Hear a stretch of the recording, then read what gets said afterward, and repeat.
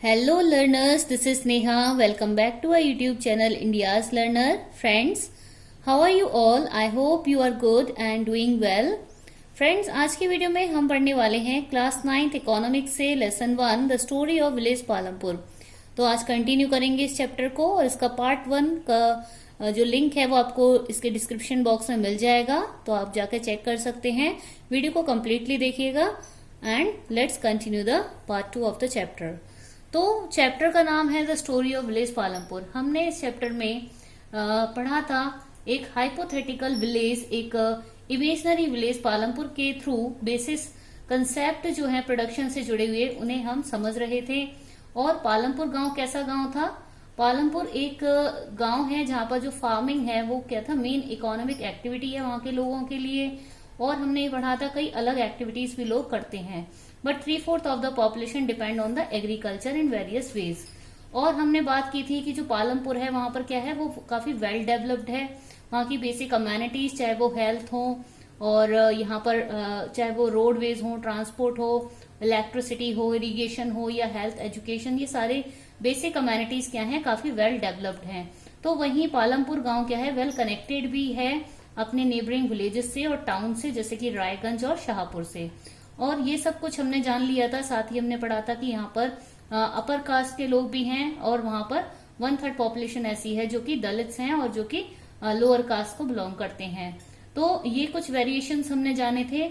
और साथ ही हमने पढ़ा था फैक्टर जो रिक्वायरमेंट्स होती हैं किसी भी प्रोडक्शन प्रोसेस की, जो 4 बेसिक रिक्वायरमेंट्स जो हैं वो भी हमने पढ़ी थी। साथ ही कि कौन कौन सी लैंड, लेबर है, physical capital and human capital. तो इसके अलावा हम पढ़ चुके हैं इसमें चैप्टर के अंदर कि जो लैंड है, कल्टीवेटेड लैंड एरिया है, हम अगर स्पेशली पालमपुर की बात करें तो यहाँ पर क्या है, land area, cultivated land area क्या है, फिक्स्ड है। क्योंकि लैंड क्या है, नेचुरल रिसोर्स है, हम इसको इंक्रीज नहीं कर सकते, but we can increase the farm production by adopting the various ways. लेकिन एक चीज और आपने नोटिस की होगी, सिंस 1916 पालमपुर में क्या हुआ है, there has been no expansion in land area. Cultivated land area में कोई भी ज्यादा इंक्रीमेंट नहीं हो पाया है। वो कौन से रीजंस रहे हैं इसके लिए और किस तरह हम फार्म प्रोडक्शन को इंक्रीज कर सकते हैं, तो उसके लिए हमने एक वे भी सजेस्ट किया था, दैट इज मल्टीपल क्रॉपिंग। तो मल्टीपल क्रॉपिंग के थ्रू ऐसा कर सकते हैं। मल्टीपल क्रॉपिंग क्या है, to grow more than 1 crop on a piece of land करके यील्डिंग को यानी उत्पादन को, प्रोडक्शन को एक पर्टिकुलर लैंड एरिया पर बढ़ा सकते हैं। लेकिन जो कल्टीवेटेड लैंड एरिया है वो क्या होता है, फिक्स्ड होता है, उसको काफी हद तक हम जो है इंक्रीमेंट नहीं कर सकते हैं। और किस तरह से ये सारी चीजें थी वो हमने देखा था। आगे हम इसी टॉपिक को कंटिन्यू करने वाले हैं। टेबल 1.1 को देखेंगे। उसके लिए टेबल 1.1 ये शो करता है the land under cultivation in India, कि भारत में जो कल्टीवेटेड लैंड एरिया है वो कहाँ पर कितना है और किस तरह से उसमें इंक्रीमेंट हुआ है, वो देखेंगे हम through the bar graph and the table. तो यहाँ आप टेबल 1.1 ऑब्जर्व कीजिएगा। तो 1950-51 यहाँ पर after independence the first decade में आप देख सकते हैं 129 in million hectare cultivated land area show किया गया है। तो फर्स्ट 40 इयर्स के डिफरेंसेस में आप देख सकते हैं कि यहाँ पर कल्टीवेटेड लैंड एरिया में एक जबरदस्त जो है परिवर्तन आया है, बदलाव हुआ है और ये बढ़ गया है। कि इसकी वजह से, क्योंकि इस समय पर काफी ज्यादा मेजर्स लिए गए, स्टेप्स लिए गए to increase the area under irrigation और कल्टीवेशन। ये रिजल्ट है ग्रीन रेवोल्यूशन का भी। तो वहीं बाद के कुछ सालों में देखा कि यहाँ पर कंस्टेंट हो गया, कल्टीवेटेड लैंड एरिया कंस्टेंट हो चुका है। तो इस तरह से बार ग्राफ में भी यही दिखाया गया है। 1950 में आप देख सकते हैं 120, ये जो है 29, और यहाँ पर फिर इसके बाद remain constant, it remain constant. तो ये सारी चीजें हमने नोटिस की थी। साथ ही ये पढ़ा था कि फार्म प्रोडक्शन को बढ़ाने के कौन से प्रोसेस है, मल्टीपल क्रॉपिंग। इसके अलावा अगर कोई अदर वे है to increase the farm production, तो वो है modern farming methods, to adopt modern farming methods for higher yield. ज्यादा उत्पादन के लिए और एक अच्छी किस्म के उत्पादन के लिए हम एक आधुनिक नई जो खेती करने की तकनीकें उनका इस्तेमाल कर सकते हैं। और उसके लिए हमारे पास क्या होने चाहिए, तो 1960 में ये देखा गया था कि जो सीड्स यूज किए जा रहे थे कल्टीवेशन में वो ट्रेडिशनल थे। और लोग फार्मर्स क्या कर रहे थे, काउ डंग का इस्तेमाल कर रहे थे, नेचुरल मैन्योर का इस्तेमाल कर रहे थे, खाद का इस्तेमाल कर रहे थे, फर्टिलाइजर्स का इस्तेमाल कर रहे थे, जिससे प्रोडक्शन काफी हद तक नहीं बढ़ पाया था। लेकिन ग्रीन रिवॉल्यूशन के रिजल्ट के थ्रू हमने ये देखा कि इंडियन फार्मर्स ने फिर यूज वीट के प्रोडक्शन के लिए, राइस प्रोडक्शन के लिए सबसे पहले इस्तेमाल करना शुरू किया किन सीड्स का, high yielding variety of seeds का, जिन्हें हम HYV सीड्स भी कहते हैं। तो इस तरह से उन्होंने एक कंपैरिजन किया तो ये पाया कि HYV सीड्स के थ्रू उन्होंने काफी हद तक प्रोडक्शन में काफी इंक्रीमेंट हो चुका है। इससे हम एक टेबल के थ्रू भी समझेंगे। तो HYV सीड्स के अलावा केमिकल फर्टिलाइजर्स का इस्तेमाल किया गया, और यहाँ पर HYV सीड्स क्या करते हैं, इनके साथ प्लेंटी ऑफ वाटर की भी एक रिक्वायरमेंट रहती है, मतलब काफी अधिक मात्रा में पानी की भी जरूरत होती है। तो यहाँ मॉडर्न फार्मिंग मेथड्स का एक डायग्राम दिया हुआ है, उसे ऑब्जर्व करेंगे तो देखेंगे किन चीजों का बेसिक रिक्वायरमेंट रहती है इन मेथड्स को अडॉप्ट करने के लिए। HYV सीड्स के साथ आपको केमिकल फर्टिलाइजर्स भी चाहिए, पेस्टिसाइड्स भी चाहिए, और आपको इरिगेशन फैसिलिटीज एकदम प्रॉपर चाहिए, क्योंकि वाटर सप्लाई बहुत ज्यादा जरूरत रहती है, जिसके लिए इलेक्ट्रिसिटी पावर सप्लाई भी एक इंश्योर होनी चाहिए, पंप सेट है, मॉडर्न मशीन्स होनी चाहिए, केनाल्स और फार्म मशीनरी भी होनी चाहिए। तो ये सारी चीजें आपने ऑब्जर्व की। आगे बढ़ेंगे टॉपिक को कंटिन्यू करते हुए। तो यहाँ आप देख सकते हैं कि जो पेस्टिसाइड्स हैं और फर्टिलाइजर्स हैं, उनका इस्तेमाल साथ साथ किया गया था मॉडर्न फार्मिंग मेथड्स में। तो इसके रिजल्ट के स्वरूप एक नेगेटिव इम्पैक्ट भी देखा गया था बाद में।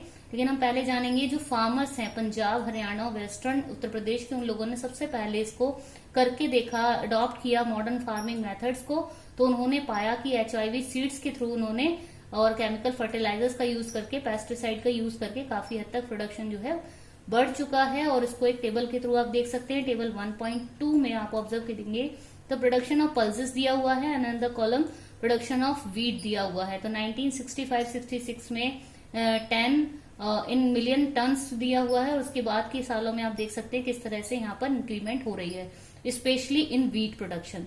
तो मॉडर्न फार्मिंग मेथड्स जो है काफी हद तक पॉजिटिव रिजल्ट भी देखे गए, तो वहीं इसके कुछ नेगेटिव रिजल्ट्स भी हैं, जैसे कि विल द लैंड सस्टेन। हम इस क्वेश्चन को देखेंगे, विल द लैंड सस्टेन, क्या कल्टिवेटेड लैंड एरिया हमेशा जो है सस्टेन करेगा? तो जैसा कि हम जानते हैं लैंड एक नेचुरल रिसोर्स है, और फर्टाइल लैंड एरिया ही कैरेबल लैंड एरिया हो सकता है, कल्टीवेशन के लिए एक सुटेबल लैंड एरिया हो सकता है। But in adopting modern farming methods हम क्या कर रहे थे, हम HYV सीड्स के साथ केमिकल फर्टिलाइजर्स का यूज कर रहे थे। तो over using of chemical fertilisers और ओवर इरिगेशन करने से क्या हो जाता है कि जो कल्टिवेटेड लैंड एरिया है वो, या फर्टाइल लैंड एरिया है वो, इनफर्टाइल लैंड एरिया में कन्वर्ट होने लगता है, उस तरह से डिस्ट्रॉय हो जाती है वहां की फर्टिलिटी। तो इन चीजों का भी ध्यान रखना है। और साथ ही साथ देखेंगे कि जो है यहाँ पर आप देख सकते हैं कि पिक्चर 1.5 में आप देख सकते हैं, स्पेशली पालमपुर की हम बात करें, किस तरह से यहाँ पर जो है डिस्ट्रीब्यूशन किया गया है कल्टीवेटेड लैंड एरिया का। क्योंकि लैंड एरिया जो है वो एक तरह से फिक्स्ड ही है, हम उसको बहुत कम मात्रा में ही बढ़ा सकते हैं, लेकिन यहाँ पर आप देख सकते हैं डिस्ट्रीब्यूशन में, तो यहाँ unfortunately not all the people engaged in agriculture have sufficient land for cultivation. Specially in Palampur की बात करें तो लैंड डिस्ट्रीब्यूशन में क्या कहा गया है कि बहुत ज्यादा सभी लोगों के पास एक समान मात्रा में या साइज में लैंड एरिया नहीं है, cultivated land area. In Palampur about 1/3 of 450 families are landless. कई ऐसी हैं जिनके पास अपना कोई फार्मलैंड नहीं है, बल्कि और 150 फैमिलीज ऐसी हैं जिनके पास, जो दलित्स हैं और जिनके पास कोई भी लैंड एरिया कल्टीवेशन के लिए नहीं है। और कुछ फैमिलीज जैसे 240 फैमिलीज ऐसी भी हैं जिनके पास स्मॉल प्लॉट्स ऑफ लैंड है, बहुत ही छोटे लैंड एरियाज हैं, जो इनकी जो आकार है वो 2 हेक्टेयर से भी कम का है। और कहीं पर बहुत बड़े लैंड एरियाज भी हैं जो कि अपर कास्ट फैमिलीज के पास हैं। जैसा कि आप देख सकते हैं कुछ प्लॉट ऑफ लैंड आपको काफी साइज में बड़े दिखाई दे रहे हैं, तो वहीं एक at the corner of right and left आप देख सकते हैं काफी साइज में छोटे स्मॉल प्लॉट ऑफ लैंड भी देख सकते हैं, और मीडियम भी। तो इस तरह से यहाँ पर अनइवन डिस्ट्रीब्यूशन है कल्टीवेटेड लैंड एरिया का। तो एक ये भी एक कारण है जिससे कि जो फार्मिंग प्रोडक्शन है वो इंक्रीज नहीं हो पाता, एक बैरियर की तरह है। पिक्चर 1.6 को ऑब्जर्व कर सकते हैं कि यहाँ पर कई तरह के जो हैं अलग अलग जो प्रोसेस की जा रही है, प्रोडक्शन प्रोसेस की जा रही है बाय द फार्मर। तो इन अ प्लॉट लैंड इरिगेशन है, और आपका इरिगेशन है, प्लोइंग है, तो सोइंग है, कई तरह की प्रोडक्शन आप देख सकते हैं वीट क्रॉप की, specially ploughing by bullock, sowing, spraying the insecticides हैं, यहाँ पर कल्टीवेशन बाय ट्रेडिशनल मेथड का यूज किया जा रहा है स्पेशली, ये आप ऑब्जर्व कर सकते हैं। आगे हम जानेंगे तो नेक्स्ट क्वेश्चन हमारे लिए आता है who will provide the labour. Another requirement क्या था हमारे पास, लैंड की बात हो गई है, सेकेंड रिक्वायरमेंट था लेबर। लेबर कहाँ से आएगा in this process, next necessary factor है प्रोडक्शन के लिए। Farming requires a great deal of hard work, farming के लिए बहुत ही हार्ड लेबर की जरूरत होती है। तो small farmers along with the families cultivated their own field, तो यहाँ पर दस they provide the labour required for farming themselves. यहाँ पर आप देख सकते हैं जिन लोगों के पास स्मॉल प्लॉट ऑफ लैंड है तो उन लोगों के पास इतना फंड नहीं है कि वो बाहर से फार्म लेबरर्स को जो है हायर करें, वो खुद ही as a labourer as a farmer अपनी प्लॉट ऑफ लैंड पर खुद ही काम करते हैं। वहीं मीडियम और लार्ज फार्मर्स जो हैं वो क्या करते हैं, हायर करते हैं फार्म लेबरर्स को to work on their fields. तो इस तरह से फार्म लेबर्स के लिए भी एक अलग मिजरेबल कंडीशन क्रिएट होती है। आगे हम बात करेंगे इसी टॉपिक में। तो आप कन्वर्सेशन देख सकते हैं यहाँ पर किसका, दाला और रमाकली का। यहाँ पर ये दोनों आपस में क्या बात कर रहे हैं देखेंगे, Dala and Ramakali. Poorest native of the village, ये काफी गरीब हैं गांव के, काफी गरीब दंपत्ति हैं, उनकी कपल्स हैं। ये क्या बात करते हैं यहाँ पर कि इन लोगों को ये कहते हैं we have tractor for ploughing, harvester, harvesting, threshers and threshing, even for removing weeds, some farmers spray weedicides. It is difficult to find work these days, क्योंकि जो फार्म लेबरर्स होते हैं उनको पूरे साल ही काम नहीं मिलता है, उनको एक पर्टिकुलर सीजन में ही हायर किया जाता है जिसके थ्रू उन्हें एक लिमिटेड इनकम होती है। तो यही प्रॉब्लम है रमाकली के साथ। My situation is not much better and due to the past debt the money lender refuse to give me any loan, और इस तरह से इन्हें लोन भी लेना पड़ता है समय समय पर अपनी जरूरतों को पूरा करने के लिए, because they get a very low income. तो ये फार्म लेबरर्स की एक अलग मिजरेबल कंडीशन है, इसी को हम आगे पढ़ेंगे। तो आगे जानेंगे कि जो यहाँ पर एक नेक्स्ट क्वेश्चन आता है हमारे लिए, नेक्स्ट कंपोनेंट है, रिक्वायरमेंट है, वो है कैपिटल। तो फिजिकल कैपिटल, तो कैपिटल है नीडेड इन द फार्मिंग। अब most small farmers have to borrow money, हम जानते ही हैं छोटे किसानों को खेती करने के लिए कई बार पैसा मनी लेंडर से उधार भी लेना पड़ता है। तो वहीं they borrow from large farmers to the village and money lender, साहूकारों से या व्यापारियों से, हु सप्लाई वेरियस इनपुट्स, और इनपुट्स जो होते हैं इस्तेमाल खेती में वो भी उधार लेने पड़ते हैं। द रेट ऑफ इंटरेस्ट, और उन पर क्या देना पड़ता है, ब्याज देना पड़ता है, जिसकी रेट काफी ज्यादा हाई होती है। कई बार तो वो लोग उसको रिपे भी नहीं कर पाते हैं और काफी ज्यादा वो डेट का शिकार यानी कि ऋण का शिकार हो जाते हैं और उनकी बहुत सारी जमीन भी छिन जाती है उनसे। इस तरह से in contrast to the small farmer के अलावा जो मीडियम और यहाँ पर लार्ज फार्मर्स हैं वो क्या कर सकते हैं, उनके पास इतनी सेविंग्स होती है कि वो अच्छे से फार्मिंग कर सकते हैं और हायर कर सकते हैं फार्म लेबरर्स को भी, और मॉडर्न मशीन का भी इस्तेमाल कर सकते हैं। तो इस तरह से काफी इनइक्वालिटी भी देखी गई है इन अडॉप्टिंग द मॉडर्न और farming methods among the different farmers. तो हम बात कर रहे थे नेक्स्ट क्वेश्चन जो है हमारे लिए सेल ऑफ सरप्लस। अब नेक्स्ट फैक्टर है, हमने फार्म प्रोडक्शन कर लिया है यहाँ पर, लेकिन कंजप्शन का पार्ट निकालने के बाद जो सरप्लस है, जो बच जाता है फार्म प्रोडक्शन, उसको सेल करने की बारी आती है। तो यहाँ पर देख सकते हैं क्या होता है, the factor of production, the wheat is harvested and production is completed. उसके बाद क्या होगा, what do the farmers do, farmers क्या करेंगे, they retain a part of wheat for the families consumption and sell the surplus wheat to small farmers like Savita and Govind, जिसके बारे में बात की थी, and sons have little surplus wheat because their total production is small. यहाँ पर जो small farmers हैं या स्मॉल प्लॉट ऑफ लैंड है जिनके पास, उनके पास केवल इतनी ही प्रोडक्शन होती है कि वो अपना ही गुजारा कर सकते हैं। लेकिन वहीं मीडियम और लार्ज फार्मर्स जो हैं वो supply wheat to the market, उनके पास काफी ज्यादा सरप्लस हो जाता है और इस तरह से इनके पास ज्यादा इनकम होती है। Tejpal Singh the large farmer, यहाँ देख सकते हैं, has a surplus of 350 quintal of wheat from all his land. So he sold the surplus wheat to the Raiganj market and has good earnings. What does the Tejpal Singh do with the earnings? तो वो क्या करता है earning के साथ, वो इनको bank account में सबमिट करता है और आगे जाकर के इसको फिर दोबारा इस वर्किंग कैपिटल की तरह और फिजिकल कैपिटल की तरह इस्तेमाल किया जाता है। हम बात करेंगे नेक्स्ट मेजर टॉपिक के बारे में, that is the non farming activities in Palampur. Palampur में ये हमने फार्म एक्टिविटीज के बारे में जान लिया, which is the main activity. Several other activities which are also called non-farm activities in Palampur are, the one is dairy farming. तो dairy farming is another activity that is run side by side in the farming by the farmers. Dairy is a common activity in which families of Palampur people feed there buffaloes. यहाँ पर कौन कौन से animals को यहाँ पर पाला जाता है? बफेलोज हैं. और यहाँ पर जो है उनकी फीडिंग के लिए कई फॉडर क्रॉप्स जैसे कि बाजरा है, ज्वार है, ये सभी उगाई जाती है. और उनके जो उनसे उनका जो गेन ऑब्टेन करते हैं मिल्क, उसको रायगंज जैसे आसपास के बड़े गांव में बेच दिया जाता है. इससे अच्छी अर्निंग यहाँ के लोग कर सकते हैं. और 2 traders from Shahpur town have set up the collection come ceiling centres and Raiganj. और इस तरह से जो है अदर सेवरल एक्टिविटीज के थ्रू भी अर्निंग एक मीडियम है लोगों के लिए. यहाँ एक टेबल दिया हुआ है, इसको आप कंप्लीट कर सकते हैं, बहुत ही इंटरेस्टिंग है. आप क्या करेंगे यहाँ पर इसे कंप्लीट करने के लिए प्रोडक्शन, कंजप्शन, सरप्लस और capital for the next year दिया हुआ है. करना ये है in year 1 farmer 1, farmer 2, farmer 3, 3 farmers की कंपैरेटिव जो है हमें यहाँ पर देखना है कंपैरेटिवली कि कौन कितना सरप्लस कर लेता है for the next as a next capital for the next year. तो यहाँ प्रोडक्शन है फार्मर 1 के लिए आप देख लेंगे और बाकी फार्मर 2 और 3 के लिए भी वैसे ही करना है. प्रोडक्शन है 100, कंजप्शन 40 और सरप्लस आप देख ही सकते हैं माइनस करके, प्रोडक्शन माइनस कंजप्शन 60. तो ये इनका सरप्लस पार्ट है, बाकी बचा हुआ शेष है 60. अब यही 60 एज अ कैपिटल क्या करना है? मल्टीप्लाई बाय 2, यानी कि डबल करके इसको नेक्स्ट प्रोडक्शन में हमें लेकर आना है. 120, 60 मल्टीप्लाई बाय 2 इक्वल टू 120.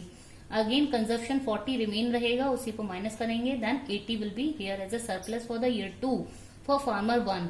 और यहाँ हम 80 को फिर से मल्टीप्लाई करके ईयर 3 में प्रोडक्शन की तरह लेकर आएंगे. ऐसे ही इन तीनों की टेबल को कंप्लीट करने के बाद कंपैरिजन किया जा सकता है तीनों फार्मर्स की कंडीशन को लेकर.